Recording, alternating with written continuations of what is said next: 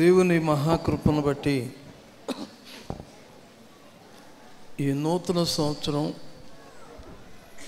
తొలి పగటి వేళకి దేవుడు మనందరూ నడిపించారు. గతించినటువంటి రాత్రి ఏమి ఎంత మాత్రం నూతన సంవత్సర ఆరాధన బాగా జరగలేదు. ఎన్ఎస్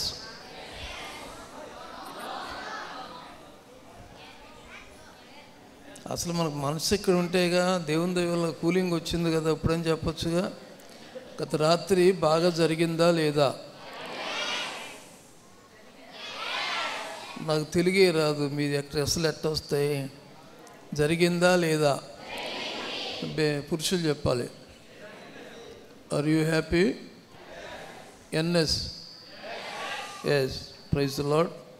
ఈ పగటి వేళ దేవుణ్ణి నడిపించారు. పరిశుద్ధ గ్రంథంలో నుండి 2.5 గంటలు మాత్రమే అన్నా కదా. యెహెజ్కేలు గ్రంథంలో 36వ అధ్యాయం 11వ వచనం చదువుదాం. మీ మీద మనుష్యులను పశువులను విస్తరింపజేసేదను, అవి విస్తరించి అభివృద్ధి నొందును. పూర్వం ఉన్నట్టు మిమ్మల్ని నివాస స్థలముగా చేసి మునుపటి కంటే అధికమైన మేలు మీకు కలుగజేసేదను. అప్పుడు నేను యెహోవానై ఉన్నానని మీరు తెలుసుకుందురు. Praise the lord. హల్లెలూయా. యెహెజ్కేలు గ్రంథం 36వ అధ్యాయం 11వ వచనం మనం చదివాం. మీ మీద మనుషులను పశువులను విస్తరింపజేస్తాను, అవి విస్తరించి అభివృద్ధి పొందుతాయి. పూర్వకాలమున ఉన్నట్టు మిమ్మల్ని నివాస స్థలంగా చేసి మునుపటి కంటే అధికమైన మేలును మీకు కలగచేసేదను. ఆమేన్. అధికము అధికము. మీ పక్క వాళ్ళు చెప్పండి. నిన్న రూపాయి ఉండి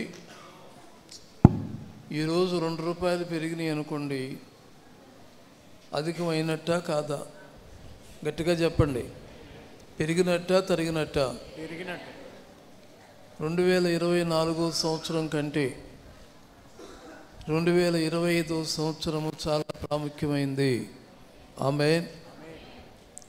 ఈ సంవత్సరానికి ఉన్న ప్రాముఖ్యతను గుర్తించి అందరం కలిసి దేవుడి సన్నిధిలో భోంచేద్దామని చెప్పాను. ఎందుకంటే ఈ నెంబర్ కోసం లక్షలు ఇచ్చి ఈ నెంబర్ కొనుక్కుంటారు. టోటల్ ఎంతో చెప్పండి. 9 మైకు 9. ఈ సంవత్సరం అంతా లక్కీ నెంబర్. అదేంటయ్యా 8 మంచిది కాదా అంటే, మంచిది, అందరికి మంచిదే, కానీ 9కు ఉన్నటువంటి ప్రత్యేకత వేరు. అర్థమైంది కదా. 9 టోటల్లోకి వచ్చాము ఈ సంవత్సరం. ఈ సంవత్సరంలో మనం చదివినటువంటి వాక్య ప్రకారం, పరిశుద్ధ గ్రంథ ప్రకారం మీ మీద మనుషులను పశువులను విస్తరింపజేస్తాను. మనుషులను పశువులను విస్తరిస్తారు, అవి విస్తరించి అభివృద్ధి పొందుతాయి. గర్భఫలము భూఫలము అని రాయబడింది. నీ పశు సంపద 1000 కొండల మీద ఉన్నటువంటి పశుసాదులన్నీ నావే కదా అని రాయబడింది. దీనంతటి కారణం ఏంటంటే అభివృద్ధి. స్తోత్రం. ఈ 11వ వచనంలో పూర్వం ఉన్నట్టు మిమ్మల్ని నివాస స్థలంగా చేసి మునుపటి కంటే అధికమైన మేలు మీకు అధికమైన మేలు. మునుపటి కంటే అంటే నిన్నటి కంటే, మొన్నటి కంటే, గడిచినటువంటి రోజులన్నటి కంటే, మునుపటి కంటే అధికమైన మేలు. స్తోత్రం. మనమందరం హృదయపూర్వకంగా కోరుకునేది ఏంటంటే మేలు కలగాలి. వాక్యం అదే సెలవిస్తుంది. నీవు ధన్యుడవు, నీకు మేలు కలుగుతుంది. నీవు ధన్యుడవు, నీవు ధన్యురాలవు, నీకు మేలు కలుగుతుంది. చెప్పాలి. మేలు కలగాలంటే పరిశుద్ధ గ్రంథంలో కొన్ని కండిషన్లు ఉన్నాయి. మునుపటి కంటేనట, పూర్వము ఉన్నట్టట. పూర్వము అంటే నిన్నటి రోజు కావచ్చు, జరిగిపోయిన దాన్ని పూర్వం అంటారు. పరిశుద్ధ గ్రంథంలో 2 మాటలు ఉన్నాయి, లేక 3 అర్థాలు ఉన్నాయి. వర్తమానం అనేది ఈరోజు, భూత అంటే నిన్నటి రోజు, భవిష్యత్ అంటే రేపటి రోజు. ఈ 3 రోజులు ఒకే రీతిగా బ్యాలెన్స్గా మన లైఫ్ జరగాలంటే మన జీవితం ముందుకెళ్ళాలంటే దైవం అనుకూలించకపోతే నీ కష్టార్జితం నీ చేతికి అందదు. ఆమేన్. దైవం ఈ రీతిగా 3 కాలాలు పరిశుద్ధ గ్రంథం చెప్పిన 3 కాలాలు. భూత, నేను సైక్ చేస్తాను చెప్పండి. భూతకాలం, భూత, భూత, గట్టిగా మైకే ఏమైనా, భవిష్యత్, వర్తమాన కాలం. ప్రజెంట్లీ, వర్తమానం. ఈరోజు జరుగుతున్న కాలం. నిన్నటి రోజు లేక జరిగిపోయినటువంటి భూతకాలం మన కుటుంబాల్లో మన పరిస్థితులన్నిటిలో బాగా ఉన్నాయి. మేమండి బతుకున్నప్పుడు అంటారు కొందరు. బతుకున్నప్పుడు అంటే అప్పుడేం బతుకున్నారు, ఇప్పుడు చచ్చిపోయారని కాదు అర్థం. అప్పుడు ఆర్థికంగా అన్ని పరిస్థితులు బాగున్నాయని అర్థం అన్నమాట.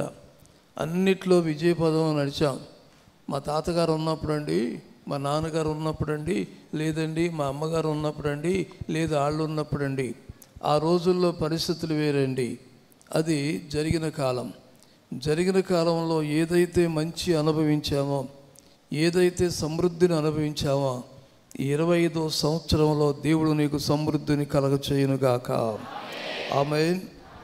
వాక్యం సెలవిస్తున్న వాగ్దానం, ఈ నూతన సంవత్సరంలో వాగ్దానం, పూర్వం ఉన్నట్టు నేను మిమ్మల్ని అభివృద్ధి పరుస్తాను.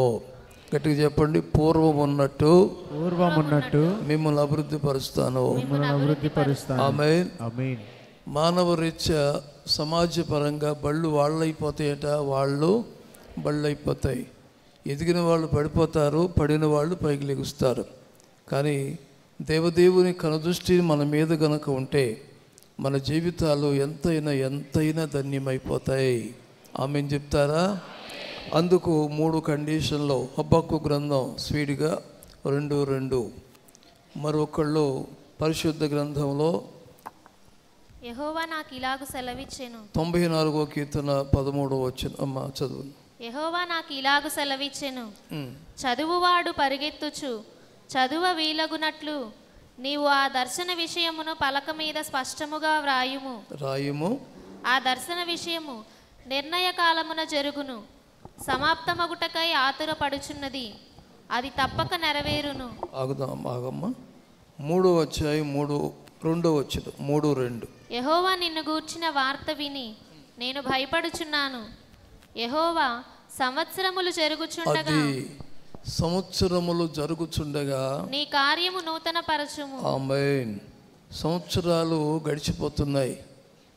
ఈ రోజున మనందరికీ రాత్రి 12 నుంచి 12 గంటల తర్వాత మన వయసు ఇంకో సంవత్సరం పెరిగింది.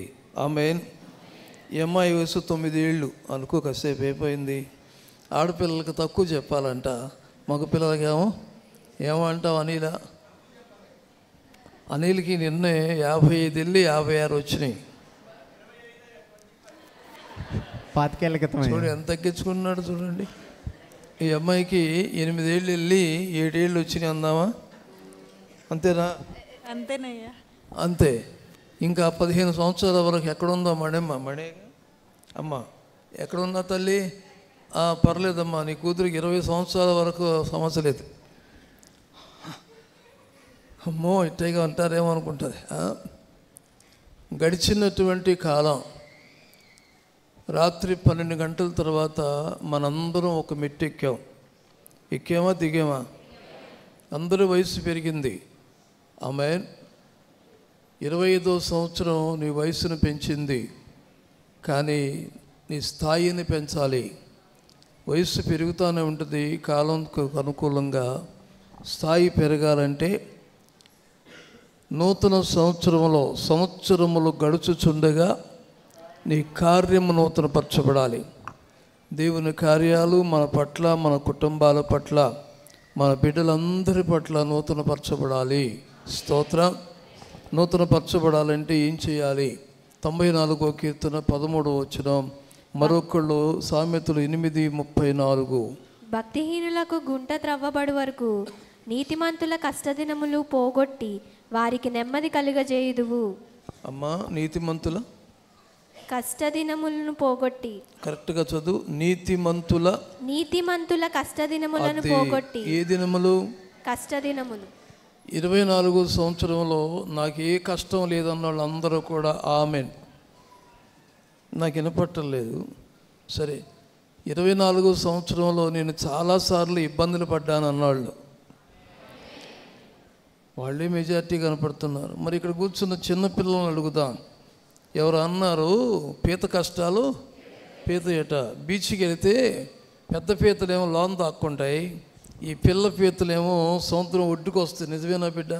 హలో బందర్ మోత మోగించున్న ఒకసారి లేనియా బందర్ పెడన గిడన బడన మొత్తం బందరు చెప్పాలి. ఇప్పుడు బందరుకి వెళ్తే పీతలు వస్తాయి, చిన్న చిన్న చిట్టి పీతలు.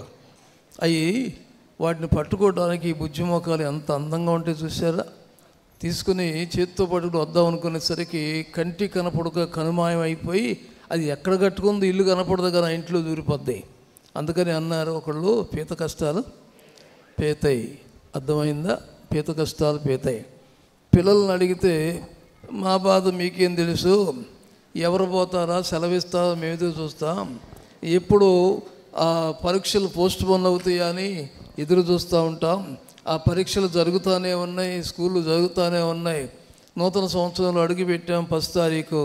గవర్నమెంట్ వారు అక్కడ ఇక్కడ ఏ గవర్నమెంట్ కూడా దీన్ని సెలవు కాదని చెప్పేశారట. చెప్పండి, ఇది వర్కింగ్ డే అన్నారట. మా తిప్పలు మాదనొచ్చు. కాబట్టి ఎవరి బాధలు వాళ్ళకున్నాయి, ఎవరి కష్టాలు వాళ్ళకున్నాయి.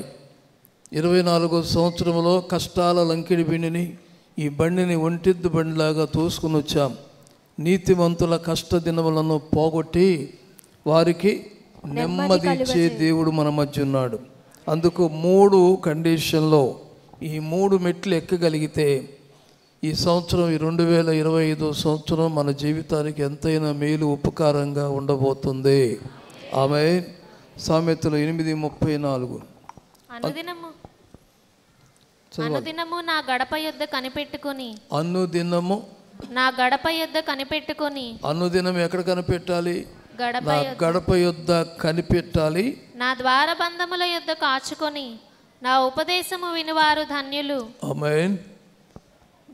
కష్టదినములు పోయి మునుపటి కంటే మేలు, మునుపటి కంటే టార్గెట్ పూర్తి కావాలి. ఉద్యోగస్తులుగా, వ్యాపారస్తులుగా, ఎల్ఐసిగా ఏదైనా సరే కంపెనీలు కూడా పనిచేసే వారికి టార్గెట్లు ఉన్నాయి.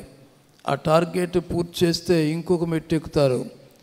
ఆ తర్వాత టార్గెట్ పూర్తి చేస్తే ఇంకొక మెట్టు ఎక్కుతూ చేరవలసిన గమ్యానికి చేర్చబడతారు. కొన్నాళ్ళు అయిన తర్వాత ఆ ఉద్యోగం చేయిపోయినా పర్వాలేదు అన్నట్టుగా కూర్చుని బతికే అవకాశం ఉంటుంది.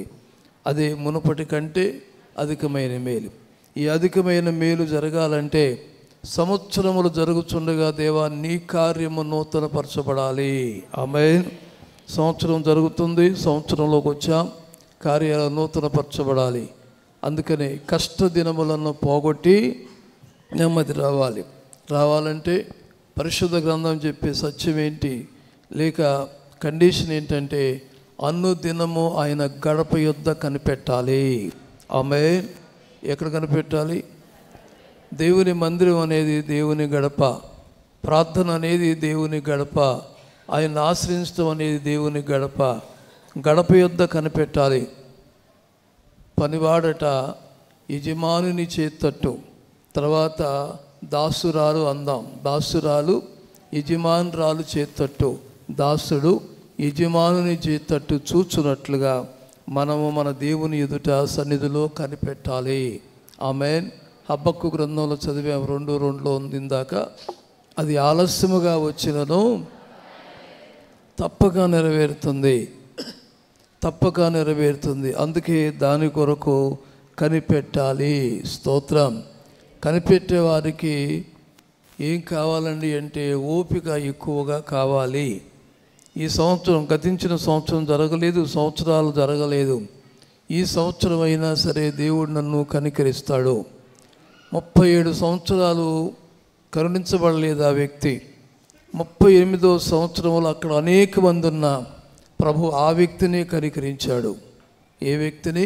బెతెస్దా కోనేటి దగ్గర ఉన్న వ్యక్తిని కనికరించాడు. అలాగూ గతించిన సంవత్సరంలో గర్భం తెరవబడలేదా? గతించిన సంవత్సరంలో రుణభారాల్లో అట్లాగే ఉన్నావా? ఉద్యోగం పెరగలేదా, ఆదాయం పెరగలేదా, అవసరాలు తీర్చబడలేదా, రోజు మందులు మింగుతున్నావే కానీ తగిన ఆరోగ్యం రాలేదా, దేవుడు నిర్ణయించిన కాలంలో నువ్వు కనిపెడతా ఉంటే కన్నుచూపు మేరలో కష్టాలు కనపడకుండా పోతాయి, అద్భుతాలు జరగబోతున్నాయి. అందుకని కనిపెట్టాలి. ఆమేన్. దర్శనం కొరకు కనిపెట్టాలి, దేవుని కార్యాల కొరకు కనిపెట్టాలి. కనిపెట్టిన వారు ఎప్పుడూ కూడా నిరుత్సాహానికి గురైనప్పటికీ వారు అవమానం పొందరు. నా కొరకు కనిపెట్టేవారు అవమానము పొందరని రాయబడింది యెషయా గ్రంథంలో. తన కొరకు కనిపెట్టేవారి విషయంలో ఆయన తప్ప, నేను తప్ప మరి ఏ దేవుడు మేలు చేయలేడని రాయబడింది. అందుకనే మొదటి మెట్టు కనిపెడదా. పక్క వాళ్ళకు ఓ మాట చెబుదాం, నేను గతంలో కనిపెట్టలేదు కానీ అవరవర అదేంటి నిన్నగాక మొన్నేగా కనిపెట్టింది అంటావా? నీ స్వార్థం కోసం కనిపెట్టావు. ఏమనుకోబాక బిడ్డ, కూతురు కోసం కనిపెట్టావు అంతే కదా. మరి ఇంకొకళ్ళేమో ఉద్యోగం కోసం కనిపెట్టారు, మరి ఇంకొకళ్ళేమో ఆ కాలేజీలో సీటు గట్టిగా సీటు కోసం కనిపెట్టారు.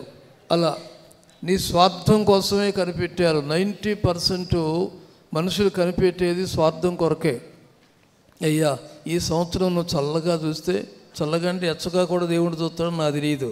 ఈ సంవత్సరం చెప్పండి, చల్లగా చూస్తే ఇప్పుడు మేము ఇట్లాగే చీరలు కట్టి కూర్చుంటాం. అలా చెప్పండి. వాళ్ళు ఏంటో చేతులు ఇట్టని అంటున్నారు. ఎప్పుడు కట్టుకుపోయినమ్మా మంగళం అంతున్నామో కట్టక తప్పదు. అక్కడ కట్టకపోతే ఊరుకుంటారమ్మా. అందుకని ఇప్పుడు నుంచే కట్టం నేర్చుకుంటే అప్పుడు ఆ బీటీ వారితో సంబంధం ఉండదు, ఇక మీరే కట్టేసుకుంటారు అంతే. స్తోత్రం. గత రాత్రి మన పిల్లలు బిళ్ళగోచి పెట్టారు. ఏ గోచి? నువ్వు పెట్టలేదులే. బిళ్ళగోచి పెట్టారు. నడుస్తూ ఉంటే అసలు ఎవరు వాళ్ళు ఎందుకు సరిపోతారు వీళ్ళకి? ఏం బిడ్డ అబ్బా అట్లా నడుస్తూ ఉంటే కంగుమని బల్లల బద్దలైపోయి అనుకోండి రాత్రి. అదన్నమాట. దేవుడు తన బిడ్డలను దీవిస్తే అన్ని రకాలలో కూడా వాళ్ళ ముఖాలు ఇంకా చూడాలనిపిస్తుంది. దరిద్రుడంట ఏ రేవికి వెళ్ళినా సరే పిల్లపక్కిలు కాదు ముళ్ళపక్కిలు కూడా దొరకలేదంట. అలా ఉండకూడదు. ఈ సంవత్సరంలో మన స్థాయి మారాలి. ఈ సంవత్సరంలో నీ స్థాయి మారబోతుంది. ఈ సంవత్సరంలో నీ స్థితి మారబోతుంది. అందుకు చేయవలసిన పరిస్థితి ఏంటి అంటే అనుదినము ఆయన గడప దగ్గర కనిపెట్టాలి. ఆధారం నాకు ఆధారం, నాకు తోడు నీడై ఉన్నా నీ కృపయే ఆధారం, ఆశ్రయము నాకు ఆశ్రయము. పాడుతూ ఉండొచ్చు కానీ అక్కడ ఆరిపోని అంట. అందుకని నాకేంటో ఇక్కడ సంకేతాలు వస్తున్నాయి. ఏం బిడ్డ? ఆ బిడ్డ అనుకుంటున్నాడు ఎప్పుడా అనుకుంటున్నారు. ఈ బిడ్డలంతా ఎప్పుడా అంటున్నారు. 6 డజన్ గాలిలు తిరిగి వచ్చిన వాళ్ళంతా స్తోత్రం. 6 ఇడ్లీ తిన్న వాళ్ళంతా స్తోత్రం. ఏం బంగారం? చిచ్చి ఊరికి బిర్యానీ ఎక్కడ ఉంది? పిచ్చి మాటలు మాట్లాడుతున్నాడు పండగ రోజున. అసలు బిర్యానీ పెడతారు ఎవరన్నా? పప్పు అన్నం నీ పెళ్ళికి పెడదు కానీ బిడ్డ. అది కాస్త నవ్వండి. నవ్వు కూడా ఇవ్వడం నుంచే స్టార్ట్ అవ్వాలి. పక్క నవ్వండి. రండి గట్టిగా. డాక్టర్ జగతి గారు భర్త మేమంతా కలిసి పొద్దున్నే సిద్ధార్థ గ్రౌండ్లో వాకింగ్ చేస్తూ ఉంటే ఆయన ఒక ప్రాజెక్ట్ని ప్రవేశపెట్టారు. ఏంటండి ప్రాజెక్ట్ అంటే రోజు పొద్దున్న ఒక పుస్తకం తెచ్చేవాళ్ళు తెల్లవారుజాము 4:30 గంటలకి. డాక్టర్ జగతి గారి భర్త అక్కడ సాయిబాబా కళ్యాణ మండపం నాయకులు వెంకటేశ్వరరావు గారు, డాక్టర్ బావినేని కోటేశ్వరరావు గారు, జ్యోతిర్మయ్య డాక్టర్ గారు, మేమంతా ఒక బ్యాచీగా ఉంటూ షెట్లు ఆడుతూ ఇది చేస్తూ అంటే ఇంకా 4 రోజులు బతకాలని ఉద్దేశంతో. ఎన్ని చేసేది దేనికి? ఇంకా 4 రోజులు బతకాలని. ఈయన ఇట్లా కాదు, ఈ షెట్లు బ్యాట్లు కాదు, ఇది కాదు, అది కాదు, ఇది కాదు, యోగా కాదు, కొండ యోగా కాదు, ధర్మయోగా కాదు, అది కాదు, ఇది కాదు, నేను ఒక ప్రాజెక్ట్ పెడుతున్నాను అన్నారు ఆయన. మేమందరం చూస్తా ఏంటండి సార్ అంటే రోజు పుస్తకం తేవటం, 1 గంట సేపు నవ్వాలనేవాళ్ళు. లాఫింగ్ క్లబ్ చెప్పండి. లాఫింగ్ క్లబ్లు అంటే ఏంటి? ఏడవటమా? దాంట్లో జోకులు చదువుతామంటే తెల్లవారుజామున పొట్టలో పేగులన్నీ బయటకు వచ్చినాయి అనిపించేది. ఎందుకని? నవ్వే నవ్వు. అదంట దినచర్యకి నవ్వుతో బిగిన్ చేస్తేనంట నవ్వుతానే పడుకుంటావంట. అలాగే సంవత్సరంలో ఈ తొలి పొద్దు నవ్వుతో ప్రారంభం చేస్తే ప్రతి విషయంలో నువ్వు నవ్వులు పాలవ్వకుండా నవ్వుతూనే ఉంటావు. అందుకని నవ్వండి ఒకసారి ఆఖరిగా గట్టిగా. అద్దండి, అట్లా నవ్వాలి. స్తోత్రం. ఒకసారి ఒక పాట పాడొద్దు కానీ అది మంద కాదులే కానీ, తమ్ముడు నవ్వుతా బతకరా అని అన్నాడు ఆయన. అర్థమైందా? సరే. కనిపెట్టేవారు నవ్వులు పాలు కారు కానీ నవ్వుతూ ఉంటారో. స్తోత్రం. ఏది జరిగినా ఏదైనప్పటికీ యోబు నవ్వుతానే ఉన్నాడు. అందుకనే దేవుడు స్థిరస్థాయిగా నవ్వేవాడిగా యోబును పెట్టాడు. యోబు కనిపెట్టాడు. ఇక రెండోది చూడండి, ఆమోసు గ్రంథం 7వ అధ్యాయం 8వ వచనం. యెహోవా, ఆమోసు నీకు కనబడుచున్నదేమని నన్ను అడుగగా నాకు మట్టపు గుండు కనబడుచున్నదని నేను అంటిని. ఆమోసు గ్రంథం 7వ అధ్యాయం 8వ వచనం వినమ్మా. యెహోవా, ఆమోసు నీకు కనబడుచున్నదేమని నన్ను.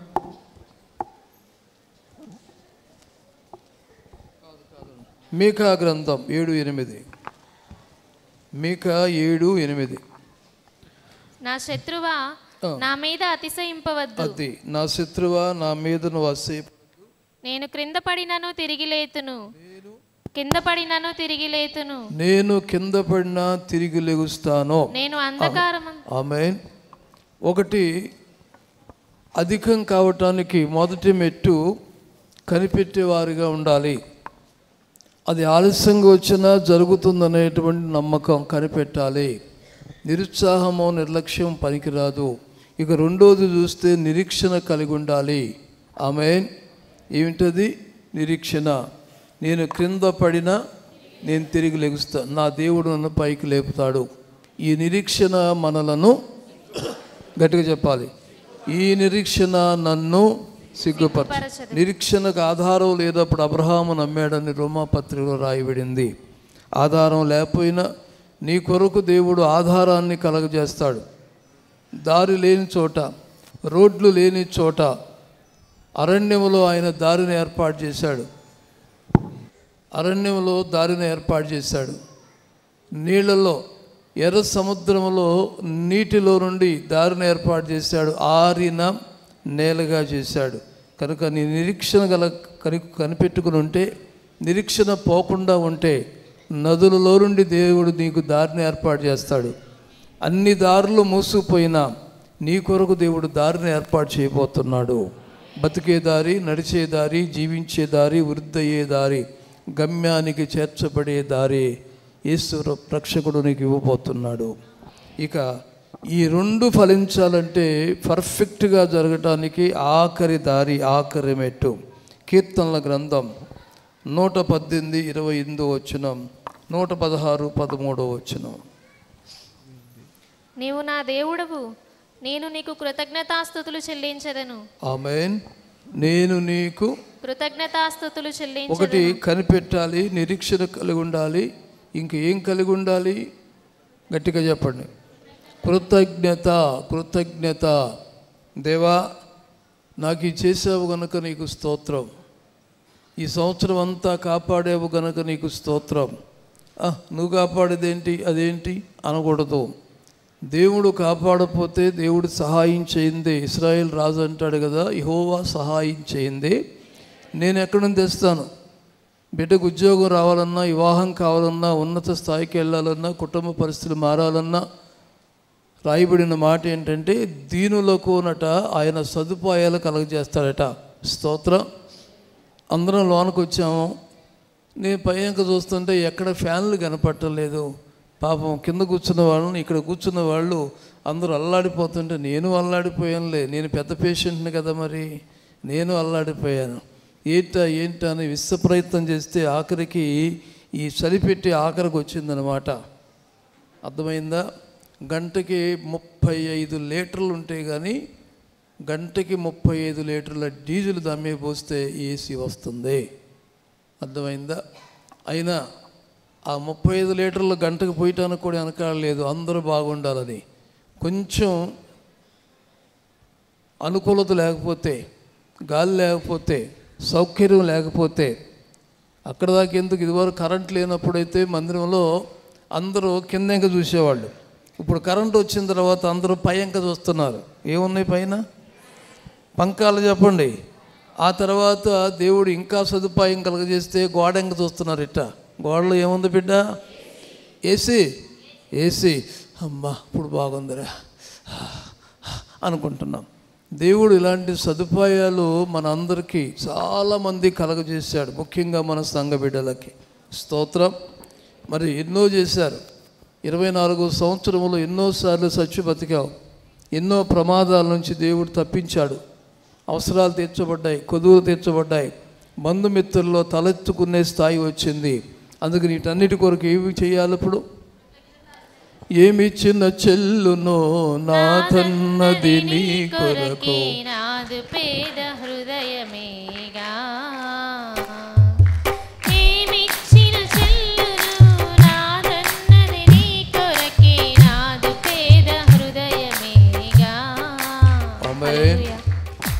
హల్లెలూయా. కృతజ్ఞత. మునుపటి కంటే అధికమైన మేలు జరగటానికి నేను చేయవలసిన పని ఏమిటి? పక్కన వాళ్ళు అడగండి. నేను చేయవలసిన పని ఏమిటి? మునుపటి కంటే అధికమైన మేలు కలగటానికి, మునుపటి కంటే అధికమైన మేలు కలగడానికి నేనేం చేయాలి? ఇప్పుడు పక్కన విక్కీ చెప్పాలి. హోంవర్క్ బిడ్డ. చెప్పండి నాన్న. తరులు కరెక్ట్గా చెప్తాడు. చెప్పు నాన్న.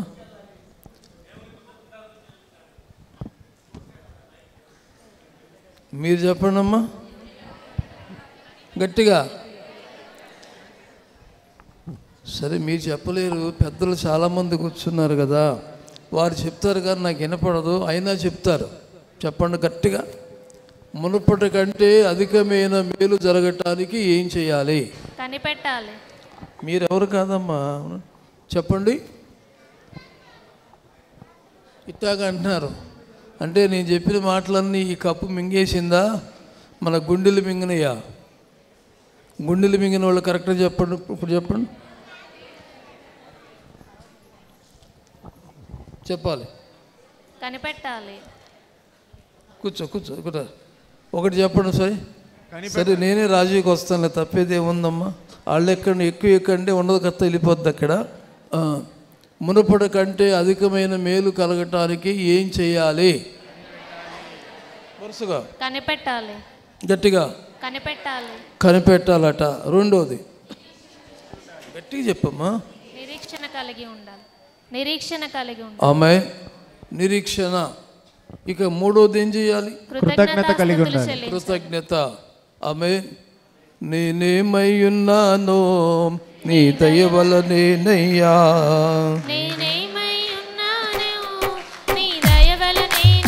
ఆమె నేను ఏమై ఉన్నానో నీ దయ. స్తోత్రం. ఈ రోజున ఈ కొత్త బట్టలు కట్టుకున్నానంటే నీ దయ. చెప్పండి గట్టిగా. మీలో కొందరు అనుకుంటారు నేను నిన్నటిదే కట్టుకున్నాగా. నిన్నది కట్టుకున్న దేవుడు ఇచ్చాడు బిడ్డ, అందుకని ఈ వస్త్రాలు ఇచ్చావు కనుక నీకు స్తోత్రం. ఈరోజు నాకు ఇది ఇచ్చావు కనుక నీకు స్తోత్రం. అలాగూ ప్రధానికి కృతజ్ఞతాపూర్వకంగా దేవుని సన్నిధిలో మనం ఉంటే నువ్వు అందుకునే అవకాశాన్ని దేవుడు ఇస్తాడు. కృతజ్ఞత లేకపోతే వీళ్ళకి ఎంత చేసినా ఇంతే. ఒక ఆయనకి 2 కొడుకులు ఉన్నారట. చిన్నాడు ఎప్పుడు వాళ్ళ నాన్న కాకబట్టి డబ్బులు తీసుకుపోతూ ఉంటాడట. పెద్దాడు చాలా మంచాడట, ఎప్పుడు అడగడట. ఆ పెద్ద ఆయన అడగటం ఏంటి, మనం ఇవ్వాలి కానీ అనుకుంటాడట. కొన్నాళ్ళు అయిన తర్వాత మరలా ఈ చిన్నాడు వచ్చి, నానా అక్కడున్న పొలం అంతా నాకే రాసి అన్నాడట. ఏంటిరా ఇన్నాళ్ళ మడి తింటానన్నావు, పంది కుక్కులాగా. చెప్పండి. చిట్టెలుకలు గిల్లుకుంటూ పోతాయండి, ఎలుకలు అయితే ఎత్తుకుపోయి కన్నంలో దాచుకుంటాయి. పందికొక్కులు అలా కాదండి, దాని బరువు ఎక్కువ, దాని స్థానమే ఎక్కువ, ఇంతలా ఉంటుంది. ఏ కొక్కు? పందికొక్కులాగా తిన్నావురా, చిట్టెలికి లాంటి అట్టాగా ఉన్నాడురా అని ఇంకా ఇట్లాగే చాలా గట్టిగా మాట్లాడాడు. ఎందుకు నన్ను అంటున్నావు నాన్న అంటే, నీకు ఎంత పెట్టినా, చెప్పండి ఇప్పుడు, ఎంత పెట్టినా నీకు విశ్వాసం లేదురా అని అంటారు. అందుకనే ప్రభు అన్నారు, విశ్వాసం లేని మూర్ఖతర వారలారా, ఎన్నో మేలు చేశాను, ఎన్నో ఉపకారాలు చేశాను, ఏనాడైనా సరే కృతజ్ఞత చెప్పావా? నీ బిడ్డలు నీ ముందు గొప్ప స్థాయి పరులయ్యారు, నీ కుటుంబం గొప్ప స్థాయిలోకి వచ్చింది, ఇదంతా నీ బలం అనుకుంటున్నావా? నేను ఒక్కసారి గుప్పుడు ఇట్లా అంటే శాప చుట్టబడి బంధకాల్లో పడతావు, పనికి రాకుండా పోతావు. కానీ నీ జీవితాన్ని, నీ జీవాన్ని నా కృపలో కాపాడాను, ఈ మాత్రమే నా కృతజ్ఞత చూపించావని దేవుడు అడుగుతున్నాడు. చాలామంది బిడ్డలు సాక్ష్యం చెప్పారు, ఇంకా చెప్పేవాళ్ళు ఉన్నారని మీ ముఖాలు చూస్తూనే నాకు అనిపిస్తుంది. ఇప్పుడు కనుక వదిలిపెడితే రాత్రి మిడ్ నైట్ వరకు డిన్నర్ కూడా ఇక్కడే, ఆమేన్, అప్పుడు వరకు సాక్ష్యాలు ఆగబేక. స్తోత్రం. అలాంటి గొప్ప కార్యాలు పొందిన వారు మీలో చాలామంది ఉన్నారు. కేవలం సాక్ష్యమే కృతజ్ఞత కాదండి, జీవితం అనేది ఒక సాక్ష్యం, జీవితం అనేది కృతజ్ఞతగా ఉండాలి. ప్రతిరోజు కూడా పడుకునే ముందు, దేవా ఈ రోజంతా కాపాడావు, నీకు స్తోత్రం. లెగవంగానే ఈ రోజంతా కాపాడయ్యా, కృతజ్ఞత. ఈ కృతజ్ఞత వ్యక్తిగతంగా సంబంధించింది, కానీ ప్రతి పరిస్థితిలో మా పక్కవారిని రక్షించయ్యా అని ప్రార్థన చేస్తే అది నిజమైన కృతజ్ఞత అవుద్ది. ఇదిగో మా వీధిలో వాళ్ళని మార్చండి అయ్యా, ఇదిగో సంఘంలో, మందిరంలో ఆ మూలంతా ఖాళీగా ఉంటుందయ్యా, ఆ మూల కూడా ఆత్మలతో నింపబడాలని ప్రార్థన చేయి.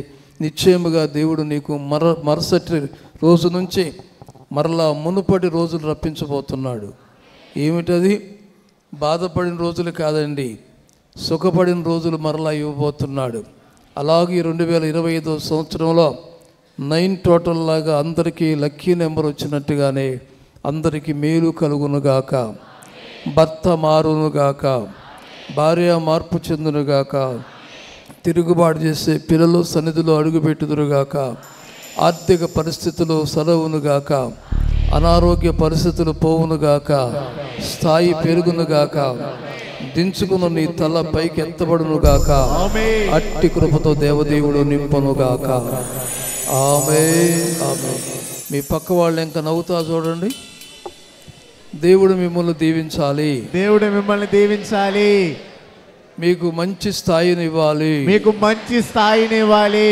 మునుపటి కంటే 24 సంవత్సరం కంటే 24 సంవత్సరం కంటే అధికమైన మేలు మీకు కలగాలని, అధికమైన మేలు మీకు కలగాలని, దేవదేవుడు దీవించాలని, దేవదేవుడు దీవించాలని చేతులు జోడించి కళ్ళు మూసి